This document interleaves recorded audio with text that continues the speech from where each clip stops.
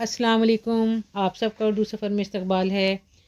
10ویں جماعت کے طلبہ و طالبات، آپ جو یو پی بورڈ کا ایگزام دیں گے ان کی کتاب ہے اردو کی نئی کتاب. آج ہم اسے شروع کر رہے ہیں. اس سے پہلے ہم 7th 8th 9th 10th 11 کے بچوں کو مختلف کتابیں جو چلتی ہیں، جان پہچان ہے اور ہماری کتاب نوائے اردو، یہ پڑھا چکے ہیں. تو آج ہم شروع کریں اپنا پہلا سبق. یہ ہے آپ کا صفحہ نمبر 1.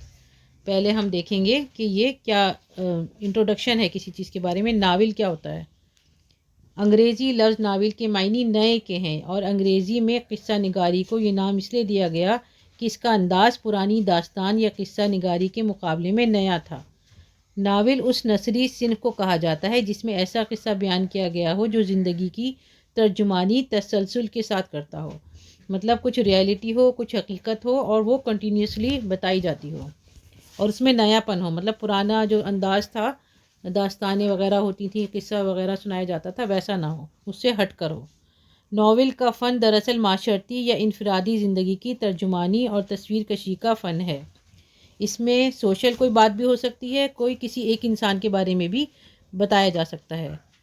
ناول نویس اپنے فکر و خیال سے ایک نئی حقیقت کو خلق کرتا ہے. مطلب ایک تو وہ ایک خیال لیتا ہے معاشرتی اور انفرادی زندگی سے، اور پھر اپنے خیال سے بھی اس کو کچھ ایک نیا انداز وہ کرتا ہے اور کوئی نئی تخلیق بناتا ہے جو دراصل زندگی کی حقیقت سے ماخوذ ہوتی ہے. ناول کے اجزائے ترکیبی میں پلاٹ یعنی کہانی ہوتی ہے، کردار ہوتا ہے، کیریکٹر ہوتے ہیں، مکالمہ ڈائلاگز ہوتے ہیں، اور نظریہ ہاتھ پر بالخصوص زور دیا جاتا ہے. ان اجزاء میں منظر نگاری کو بھی شامل کیا جا سکتا ہے. مطلب وہ اس طرح بیان کرتا ہے کوئی بات کہ ہمارے سامنے تصویر آ جاتی ہے، ہم تصور کرنے لگتے ہیں. لیکن ناول کے فن میں بہت تنوع ہے، اور ایسے ناول بھی لکھے گئے ہیں جن میں روایتی اجزائے ترکیبی نہیں ملتے. پلاٹ کے اعتبار سے نیز موضوع اور اسلوب کے اعتبار سے ناولوں کی کئی قسمیں کی گئی ہیں. مطلب ٹاپک بھی دوسرا ہو سکتا ہے، لکھنے کا انداز بھی الگ ہو سکتا ہے. 19ویں صدی عیسوی کے نصف آخر میں ہندوستان غیر ملکی سامراج کے شکنجے میں جکڑا ہوا تھا، لیکن مغربی تعلیم کے اثر سے نشأۃ الثانیہ کے آثار پیدا ہونے لگے تھے. اس زمانے میں نذیر احمد اور ان کے معاصرین کے ہاتھوں ناول کا آغاز ہوا. مطلب ان کے زمانے کے جو لوگ تھے، ان کے جو ساتھی تھے، ان سب نے ناول کا آغاز کیا. اردو کے ابتدائی ناول قصوں کی شکل میں وجود میں آئے جن کا بنیادی مقصد اخلاقی اور معاشرتی اصلاح تھا. جو بھی قصے کہانیاں لکھے جاتے تھے، ناول لکھے جاتے تھے، ان کا مین جو پرپس تھا وہ یہی تھا کہ لوگوں کا اخلاق صحیح ہو جائے، ان کے اندر جو برائیاں ہیں وہ ختم ہو جائیں. نذیر احمد کے ناولوں میں میرات العروج، توبۃ النصوح، ابن الوقت اور فسانہ مبتلا خصوصیت سے قابل ذکر ہیں. ان کی ان تصانیف میں یعنی کتابوں میں اس زمانے کی معاشرت کے زندہ مرقع ہیں. نذیر احمد کامیاب قصہ گو ہیں اور ان کی مکالمہ نگاری امتیازی شان رکھتی ہے. ان کے مکالمے جو ہیں وہ بہت اچھے ہیں، بہت عمدہ لکھے ہوئے ہیں. رتن ناتھ سرشار نے یوں تو کئی ناول لکھے، لیکن جو شہرت فسانہ آزاد کو حاصل ہوئی ان کے کسی دوسرے ناول کے حصے میں نہ آئی. فسانہ آزاد میں اس زمانے کے لکھنؤ کی زوال آمدہ معاشرت کو پیش کیا گیا ہے جس کی آخری چمک میں بڑی کشش تھی. سرشار کو مختلف طبقوں کی زبان اور روزمرہ پر زبردست قدرت حاصل تھی. مطلب جو طبقوں میں زبان بولی جاتی ہے وہ ان کو بہت زیادہ اس کی غور سے انہوں نے دیکھ رکھا تھا، اور وہ اس کو اپنے اس میں بیان کرتے تھے تحریر میں. اور ان کے انداز بیان میں ظرافت کا عنصر بھی نمایاں ہے، مطلب ہنسی مذاق کا پہلو بھی نظر آتا ہے. کچھ تو طوالت اور کچھ فنی خصوصیات کی وجہ سے فسانہ آزاد کو اکثر داستان اور ناول کے بیچ کی کڑی کہا جاتا ہے، یعنی وہ بہت زیادہ طویل ہے. سرشار کے ہم عصروں میں ان کے زمانے کے جو لوگ تھے، سجاد حسین، سرفراز حسین، عبدالحلیم شرر خصوصیت سے قابل ذکر ہیں. شرر کے تاریخی ناول بہت مشہور و مقبول ہوئے. محمد ہادی رسوا کے ناولوں میں فن کا گہرا احساس ہے، اور ان کے ناول امراؤ جان ادا کا شمار اردو کے بہترین ناولوں میں ہوتا ہے اور اسے کلاسک کا درجہ حاصل ہے. اس میں ایک معصوم لڑکی کی زندگی کو جو حالات کی زد میں آ کر طوائف بن جاتی ہے، لکھنوی معاشرت کی جیتی جاگتی تصویروں کے ساتھ اس طرح پیش کیا گیا ہے کہ فن کا ایک لازوال کارنامہ سامنے آ گیا ہے. رسوا کے بعد پریم چند اردو کے سب سے بڑے ناول نگار ہیں، جنہوں نے نہ صرف شہری زندگی کے کامیاب مرقع پیش کیے بلکہ ہندوستان کے دیہات کی بھی بھرپور ترجمانی کی۔ مطلب جب ہم ان کے وہ پڑھیں گے نا تو شہری زندگی بھی نظر آئے گی اس میں، اور دیہاتی زندگی کے بارے میں بھی دیکھیں گے۔ پریم چند کے متعدد ناولوں میں گاؤدان ان کا شاہکار ہے اور اردو کا بہترین ناول کہلائے جانے کا مستحق ہے۔ پریم چند کے بعد قاضی عبدالغفار، عزیز احمد، عصمت چغتائی، اپندر ناتھ اشک، خواجہ احمد عباس اور صالح عابد حسین نے بھی کئی ناول لکھے۔ راجندر سنگھ بیدی کے ناول ایک چادر میلی سی کو فنی اعتبار سے قدر و منزلت کی نگاہ سے دیکھا گیا۔ کرشن چندر نے بھی بہت سے ناول لکھے۔ عزیز احمد، خدیجہ مستور، قرۃ العین حیدر، عبداللہ حسین، قاضی عبدالستار اور انتظار حسین کے ناول جدید عہد کی نمائندگی کرتے ہیں۔ مطلب نئے زمانے کے لکھنے والے یہ لوگ ہیں جن کے نام اوپر آئے ہیں۔ اردو میں فنی اعتبار سے اعلیٰ درجے کے ناولوں کی تعداد کم ہے، تاہم نئے سماجی تقاضوں کی وجہ سے ناول کی طرف خاصی توجہ کی جا رہی ہے، یعنی کچھ سوشل ایشوز ہوتے ہیں جن کو لکھنے والے اپنے ناولوں میں لے کر آتے ہیں۔ آگے ہم جن کا لکھا ہوا سبق پڑھیں گے، ناول پڑھیں گے، ان کے بارے میں تھوڑا سا تعارف پڑھ لیتے ہیں۔ یہ ہیں رسوا، 1858 1931۔ امراؤ جان ادا کو اردو ناولوں میں کلاسک کا درجہ حاصل ہے اور اس کے مصنف مرزا محمد ہادی رسوا اپنی اس تخلیق کے لیے اردو میں ہمیشہ یاد رکھے جائیں گے۔ ان کی ولادت لکھنؤ میں 1858 میں ہوئی۔ مرزا کو علم ریاضی اور نجوم کا شوق اپنے والد سے ورثے میں ملا۔ مطلب انہیں ان دونوں سبجیکٹ سے بہت زیادہ بچپن سے وہ تھا، انٹرسٹ تھی، کیونکہ ان کے والد کو بھی تھی۔ انٹرنس کے بعد روڑکی سے امتحان پاس کیا۔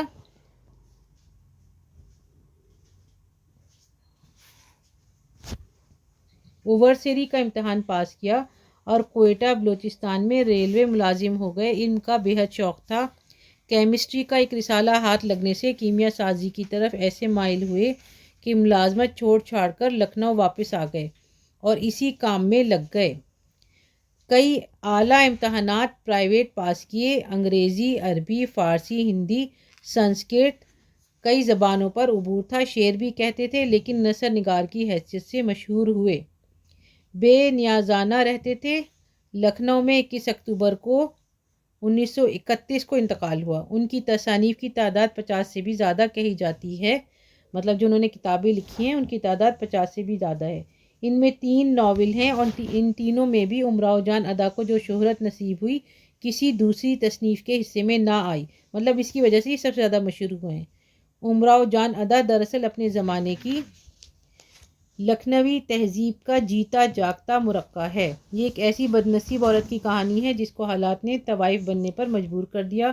واقعات کو خود نوشت کے طور پر بیان کیا گیا ہے جس سے تاثیر اور بھی بڑھ گئی ہے۔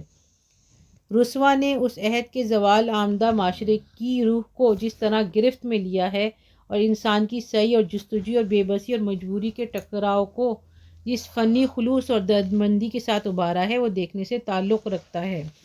رسوا کا اسلوب یعنی لکھنے کا طریقہ، اسلوب تحریر انتہائی فطری، نیچرل ہے اور سادہ ہے، سمپل ہے۔ وہ واقعات اور جذبات کی تصویر کچھ ایسے کمال سے کھینچتے ہیں کہ ہر بات فطری معلوم ہوتی ہے۔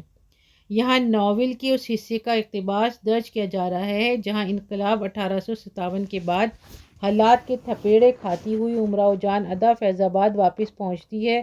اتفاق سے اسی محلے کا مجرا آ جاتا ہے جہاں اس کے ماں باپ کا گھر تھا۔ رات کے اندھیرے میں ماں بیٹی کو پہچان لیتی ہے اور اگلے دن بھائی بہن کے یہاں پہنچ کر اس کے گلے پر چھری رکھ دیتا ہے۔ آگے ہم شروع کرتے ہیں۔ یہ اقتباس ہے، مطلب یہ کہ یہ ایک چھوٹا سا پارٹ ہے، پورا ناول نہیں ہے۔ امراؤ جان ادا اس کا نام ہے۔ سن چکے حال تباہی کا میری اور سنو، سن چکے حال تباہی کا میری اور سنو، اب تمہیں کچھ میری تقدیر مزہ دیتی ہے۔ بوندی سے بیگم صاحب اور برجیس قدر نیپال کو روانہ ہوئے۔ سید قطب الدین لڑائی میں مارے جا چکے تھے۔ میں بہزار مشکل فیض آباد آئی، پہلے سرائے میں اتری، پھر ترپولیے کے پاس ایک کمرہ کرائے کو لے لیا تھا، میراثی رکھ لیے، گانا بجانا شروع کر دیا۔ فیض آباد میں رہتے ہوئے اب مجھے 6 مہینے گزر چکے ہیں۔ وہاں کی آب و ہوا طبیعت کے بہت موافق ہے۔ دل لگا ہوا ہے، 8ویں 10ویں دن کوئی نہ کوئی مجرا آ جاتا ہے، اسی پر بسر ہے۔ تمام شہر میں میرے گانے کی دھوم ہے۔ جہاں مجرا ہوتا ہے ہزاروں آدمی ٹوٹ پڑتے ہیں۔ میرے کمرے کے نیچے لوگ تعریفیں کرتے ہوئے نکلتے ہیں، میں دل میں خوش ہوتی ہوں۔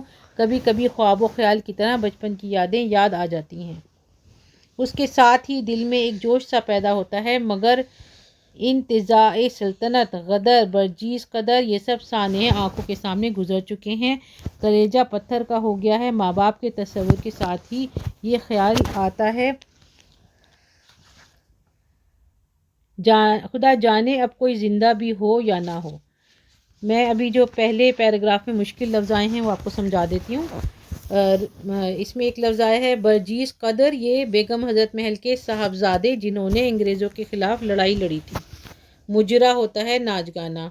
مجرا آ جاتا ہے مطلب یہ کہ اس کو پیسے ملتے تھے، رقم لے کر ناچنے گانے کے لیے بلایا جاتا تھا۔ انتزاع ہوتا ہے، انتزاع سلطنت یہ لفظ آیا تھا، اس کا مطلب ہے سلطنت کا گر جانا یا سلطنت کا نزول ہونا، سلطنت چھن جانا۔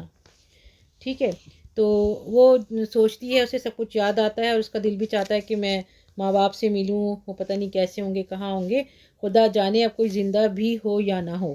اس سے آگے ہم پڑھ رہے ہیں، اور اگر ہو تو ان کو مجھ سے کیا مطلب، وہ اور عالم میں ہوں گے، میں اور عالم میں ہوں، مطلب ان کی دنیا الگ ہے، میری دنیا الگ ہے۔ خون کا جوش صحیح، مگر کوئی غیرت دار آدمی مجھ سے ملنا گوارا نہ کرے گا، کیونکہ وہ اب ایسی دنیا میں آ چکی ہے کہ کوئی بھی ویسا آدمی جس کے اندر ذرا سی بھی غیرت ہوگی وہ اس سے ملنا پسند نہیں کرے گا۔ اب ان سے ملنے کی کوشش کرنا ان کو رنج دینا ہے، مطلب میں ان سے ملوں گی تو ان کو مجھے دیکھ کر تکلیف ہوگی۔ گھر کا خیال آتے ہی وہ باتیں دل میں آتی تھیں، پھر طبیعت اور طرف متوجہ ہو جاتی تھی، مطلب دھیان کہیں اور لگ جاتا تھا۔ لکھنؤ کی یاد اکثر ستاتی تھی، مگر جب انقلاب کا خیال آتا تھا دل بھر جاتا تھا۔ اب وہاں کون ہے، کس کے لیے جاؤں؟ خانم جیتی ہیں تو کیا ہوا، ان سے اب کیوں کر بنے گی، وہی اگلی حکومت جتائیں گی۔ مجھے اب ان کی قید میں رہنا کسی طرح منظور نہ تھا۔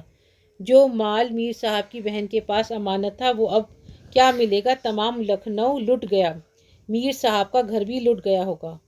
یہ اس زمانے کی بات ہے جب مطلب بہت لوٹ مچی ہوئی تھی اور سب گھر جو ہے تباہ ہو گئے تھے، تو وہ سوچتی ہے کہ پتہ نہیں اب کیا ہوگا، اس شہر کا حال بہت برباد ہو چکا سارا شہر، اس کا اب خیال ہی بیکار ہے۔ اگر نہیں لٹا تو ابھی اس کی ضرورت ہی کیا ہے، میرے ہاتھ گلے میں جو کچھ موجود ہے وہ کیا کم ہے۔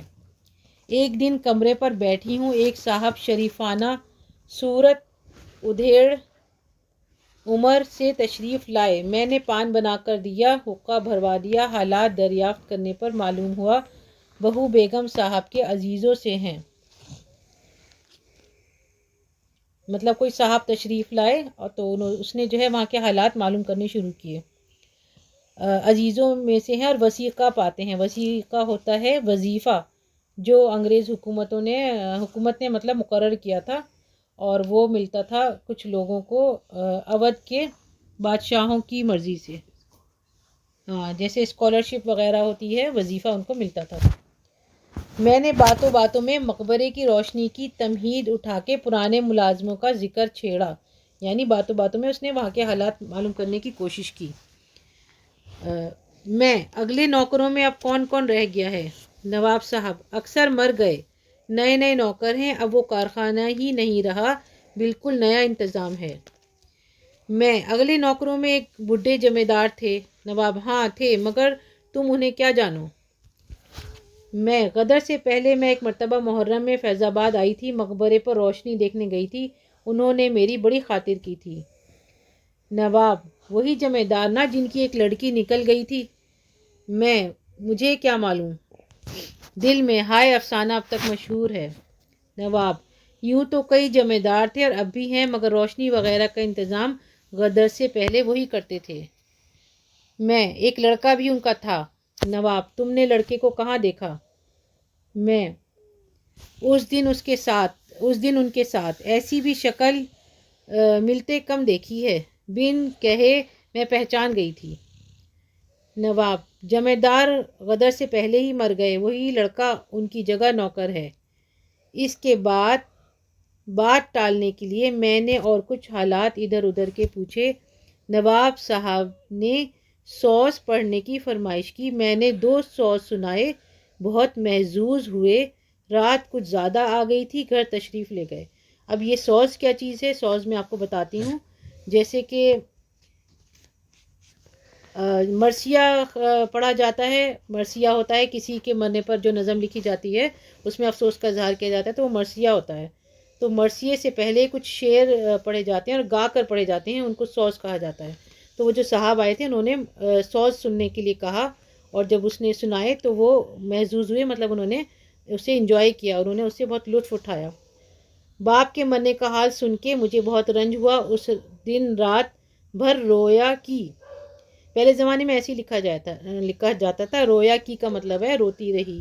دوسرے دن بے اختیار جی چاہا بھائی کو جا کے دیکھ آؤں۔ 2 دن کے بعد ایک مجرا آ گیا، اس کی تیاری کرنے لگی۔ جہاں کا مجرا آیا تھا وہاں گئی، محلے کا نام یاد نہیں۔ مکان کے پاس ایک بہت بڑا پرانا املی کا درخت تھا، اسی کے نیچے نمگیرہ تانا گیا۔ اب یہ نمگیرہ کیا چیز ہے؟ چھوٹا سا شامیانہ سا ہے، جیسے وہاں پہ کوئی انتظام ہو رہا ہے، کچھ فنکشن ہونے والا ہے، کچھ ناچنا گانا بجانا ہو رہا ہے، تو اس کی تیاری کے لیے وہ لگایا گیا شامیانہ۔ گرد کناتیں تھیں، بہت بڑا مجمع، مگر لوگ کچھ ایسے ہی ویسے تھے۔ کناتوں کے پیچھے اور سامنے کھپریلوں پر عورتیں تھیں۔ پہلا مجرا کوئی 9 بجے شروع ہوا، 12 بجے تک رہا۔ اس مقام کو دیکھ کر دہشت سی ہوتی تھی، دل امڈا چلا آتا تھا۔ مطلب اس جگہ پر اس کو تھوڑا سا عجیب سا لگنے لگا، تھوڑا ڈر سا، تھوڑا مطلب آکورڈ سا لگنے لگا، اور دل مطلب بھر آنے لگا کہ یہی میرا مکان ہے۔ یہ املی کا درخت وہی ہے جس کے نیچے میں کھیلا کرتی تھی۔ جو لوگ محفل میں شریک تھے ان میں سے بعض آدمی ایسے معلوم ہوتے تھے جیسے ان کو میں نے کبھی دیکھا ہے۔ شبہ مٹانے کے لیے میں کناتوں کے باہر نکلی۔ گھروں کی قطع کچھ اور ہو گئی تھی، مطلب ان کی بناوٹ بدل گئی تھی کچھ ٹائم بعد۔ اس سے خیال ہوا شاید یہ وہ جگہ نہ ہو۔ ایک مکان کے دروازے کو غور سے دیکھا کی دل کو یقین ہو گیا تھا کہ یہی میرا مکان ہے۔ جی چاہتا ہے کہ مکان میں گھسی چلی جاؤں، ماں کے قدموں میں گروں، وہ گلے لگا لیں گی، مگر جرأت نہ ہوئی تھی۔ اس کا دل چاہنے لگا کہ وہ ماں کے پاس جائے، مگر اس کی ہمت نہ ہوئی، اس لیے کہ میں جانتی ہوں دیہات میں رنڈیوں سے پرہیز کرتے ہیں۔ دوسرے باپ بھائی کی عزت کا خیال تھا۔ نواب صاحب کی باتوں سے معلوم ہو چکا تھا کہ جمیندار کی لڑکی کا نکل جانا لوگوں کو معلوم ہے۔ پھر جی کہتا تھا، ہائے کیا غضب ہے، صرف ایک دیوار کی آڑ ہے، ادھر میری اماں بیٹھی ہوں گی اور میں یہاں ان کے لیے تڑپ رہی ہوں، ایک نظر صورت دیکھنا بھی ممکن نہیں، کیا مجبوری ہے۔ مطلب اس کا دل چاہ رہا تھا وہ جا کر ملے، اور بیچ میں ایک دیوار تھی، مگر وہ مجبور تھی، وہ نہیں جا پا رہی تھی۔ اسی ادھیڑ بن میں تھی کہ ایک عورت نے آ کے پوچھا، تم ہی لکھنؤ سے آئی ہو؟ میں، ہاں۔ اب تو میرا کلیجہ ہاتھوں اچھلنے لگا۔ عورت، اچھا تو ادھر چلی آؤ، تمہیں کوئی بلاتا ہے۔ میں اچھا کہہ کے اس کے ساتھ چلی۔ ایک ایک پاؤں گویا 100 من کا ہو گیا تھا، قدم رکھتی تھی کہیں اور پڑتا تھا کہیں۔ جیسے جب کوئی انسان پریشان ہوتا ہے، نروس ہوتا ہے، تو اس کو ایسا لگتا ہے کہ اسے چلا نہیں جا رہا، تو اس کو بھی ایسے ہی محسوس ہو رہا تھا۔ وہ عورت اس مکان کے دروازے پر مجھ کو لے گئی جسے میں اپنا مکان سمجھے ہوئے تھی۔ اس مکان کی ڈیوڑی میں مجھ کو بٹھا دیا۔ اندر کے دروازے پر ٹاٹ کا پردہ پڑا ہوا تھا، اس کے پیچھے 2 عورتیں آ کے کھڑی ہوئیں۔ ایک، لکھنؤ سے تم ہی آئی ہو؟ میں، جی ہاں۔ دوسری، تمہارا نام کیا ہے؟ میں، جی میں آیا کہ کہہ دوں مگر دل کو تھام کے، امراؤ جان۔ پہلی، تمہارا وطن خاص لکھنؤ ہے؟ میں، اب مجھ سے ضبط نہ ہو سکا، آنسو نکل پڑے۔ اصلی وطن تو یہی ہے جہاں کھڑی ہوں۔ پہلی، تو کیا بنگلے کی رہنے والی ہو؟ اس زمانے میں بنگلہ جو لفظ ہے وہ اس کے لیے ہی استعمال ہوتا تھا، فیض آباد کا پرانا نام، ٹھیک ہے، اس لیے اس نے یہ پوچھا کہ کیا تم بنگلے کی رہنے والی ہو؟ میں، آنکھوں سے آنسو برابر جاری تھے، بمشکل جواب دیا، جی ہاں۔ دوسری، کیا تم ذات کی پتریا ہو؟ میں، ذات کی پتریا تو نہیں ہوں، تقدیر کا لکھا پورا کر رہی ہوں۔ پہلی، خود روکے. اچھا تو روتی کیوں ہو؟ آخر کہو تم کون ہو؟ میں آنسو پوچھ کے کیا بتاؤں کون ہوں؟ کچھ کہتے بن نہ پڑتا. اتنی باتیں میں نے بہت دل سنبھال کے کی تھیں. اب بالکل تابِ ضبط نہ تھی. سینے میں دم رکنے لگا تھا. مطلب اب تک وہ بہت کنٹرول کر رہی تھی تو اب اس سے رکا نہیں گیا اور رونا آنے لگا اور صبر کا دامن جو ہے ہاتھ سے جانے لگا. اتنے میں 2 عورتیں پردے سے باہر نکلیں. ایک کے ہاتھ میں چراغ تھا. اس نے میرے منہ کو ہاتھ سے تھام کے کان کی لو کے پاس غور سے دیکھا اور یہ کہہ کے دوسری کو دکھایا اور کہا کیوں ہم نہ کہتے تھے وہی ہے. دوسری ہائے میری امیرن یہ کہہ کے لپٹ گئی. دونوں ماں بیٹیاں چیخیں مار مار کے رونے لگیں. ہچکیاں بن گئیں. آخر 2 عورتوں نے آ کے چھڑایا.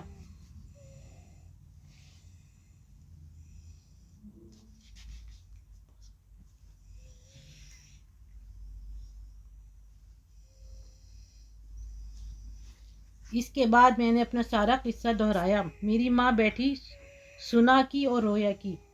باقی رات ہم دونوں وہیں بیٹھے رہے. صبح ہوتے میں رخصت ہوئی. ماں نے چلتے وقت جس حسرت بھری نگاہ سے مجھے دیکھا تھا وہ نگاہ مرتے دم تک نہ بھولے گی. مگر مجبوری. روز روشن نہ ہونے پایا تھا کہ سوار ہو کر اپنے کمرے پر چلی آئی تھی. دوسرا مجرا صبح کو ہوتا مگر میں نے گھر پہ آ کے کل روپیہ مجرے کا واپس دیا اور بیماری کا بہانہ کہلا بھیجا.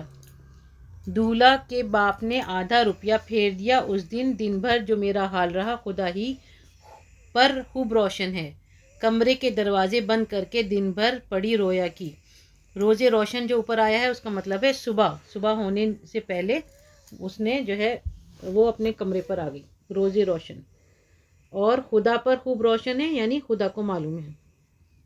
دوسرے دن شام کو کوئی آدھی گھڑی رات گئے ایک جوان سا آدمی سانولی رنگت کوئی 20-22 کا سن پگڑی باندھے سپاہیوں کی ایسی وردی پہنے میرے کمرے پر آیا. میں نے حقہ بھروا دیا. پاندان میں پان نہ تھے. ماما کو بلا کے چپکے سے کہا پان لے آؤ. اتفاق سے اور کوئی بھی اس وقت نہ تھا. کمرے میں ہوں اور وہ ہے. جوان کل تمہیں مجرے کو گئی تھی. یہ اس تیور سے کہا کہ میں جھجک گئی. میں ہاں اتنا کہہ کے اس کے چہرے کی طرف جو دیکھا یہ معلوم ہوتا تھا جیسے آنکھوں سے خون ٹپک رہا ہے. جوان سر نیچا کر کے خوب گھرانے کا نام روشن کیا. میں اب سمجھی کہ یہ کون شخص ہے. اس کو تو خدا ہی جانتا ہے. جوان ہم تو سمجھے تھے کہ تم مر گئی مگر تم اب تک زندہ ہو. میں بے غیرت زندگی تھی نہ مری. خدا کہیں جلد موت دے. جوان بے شک اس زندگی سے موت لاکھ درجہ بہتر تھی. تمہیں تو چلو بھر پانی میں ڈوب مرنا تھا. کچھ کھا کے سو رہتی. میں خود اتنی سمجھ نہ تھی نہ آج تک کسی نے نیک صلاح دی. جوان اگر ایسی ہی غیرت دار ہوتی تو اس شہر میں کبھی نہ آتی اور آئی بھی تھیں تو اس محلے میں مجرے کو نہ آنا تھا جہاں کی رہنے والی تھیں. میں ہاں اتنی خطا ضرور ہوئی مگر مجھے کیا معلوم تھا. جوان اچھا اب تو معلوم ہو گیا. میں اب کیا ہوتا ہے. میں اب کیا ہوتا ہے. جوان بہت ہی غصے ہو کے اب کیا ہوتا ہے اب کیا ہوتا ہے. اب چھری کمر سے نکال کے مجھ پر جھپٹا. دونوں ہاتھ پکڑ کے گلے پر چھری رکھ دی. یہ ہوتا ہے. اتنے میں ماما بازار سے پان لے کر آئی. اس نے جو یہ حال دیکھا لگی چیخنے ارے دوڑو بیوی کو کوئی مارے دیتا ہے. جوان چھری گلے سے ہٹا کے ہاتھ چھوڑ دیے. عورت کو کیا ماروں اور عورت بھی کون بڑی. اتنا کہہ کے دہاڑے مار مار کے رونے لگا. میں پہلے سے رو رہی تھی جب اس نے گلے پر چھری رکھی تھی. جان کے خوف سے ایک دھچکا سا کلیجے پر پہنچا تھا. اس سے دم بخود ہو گئی تھی. جب وہ چھوڑ کر رونے لگا میں بھی رونے لگی. دم بخود کا مطلب ہے بالکل جیسے انسان کا دماغ معاف ہو جائے اور اسے کچھ سمجھ میں نہ آئے اور بس افسردہ سا اور پریشان سا کھڑا ہوا ہو. ماما نے 2-1 چیخیں ماری تھیں جب اس نے یہ حال دیکھا. کچھ چپ سی ہو رہی. ادھر میں نے اشارے سے منع کیا. ایک کنارے کھڑی ہو گئی. جب دونوں خوب رو دھو چکے جوان ہاتھ جوڑ کے اچھا تو اس شہر سے کہیں چلی جاؤ. میں کل چلی جاؤں گی مگر ایک دفعہ ماں کو اور دیکھ لیتی. جوان بس اب دل سے دور رکھو. معاف کرو. کل اماں نے تمہیں گھر پر بلا لیا، میں نہ ہوا، نہیں تو اسی وقت وارا نیارا ہو جاتا، محلے بھر میں چرچے ہو رہے ہیں۔ یہ وارا نیارا جو ہے اس میں اس طرح استعمال کیا گیا، یعنی قطعی فیصلہ ہو جاتا یا کچھ کام ہو جاتا، کام تمام ہو جاتا۔ ویسے وارے نیارے ہم یہ بھی کہتے ہیں کہ جیسے عیش کرنا اور مطلب مزے کی زندگی گزارنا، لیکن یہاں اس کا مطلب دوسرا ہے۔ میں نے دیکھ لیا، جان سے تو میں ڈرتی نہیں، مگر ہائے تمہاری جان کا خیال ہے، تم اپنے بچوں پر سلامت رہو، خیر اگر جیتے رہے تو کبھی نہ کبھی خیر و عافیت سن ہی لیا کریں گے۔ جوان، برائے خدا کسی سے ہمارا ذکر نہ کرنا، مطلب وہ کہتا ہے کہ یہ جو تم ملی ہو اس کے بارے میں کسی سے ذکر نہیں کرنا۔ میں، اچھا۔ وہ جوان تو اٹھ کے چلا گیا، میں اپنے غم میں مبتلا تھی۔ ماما نے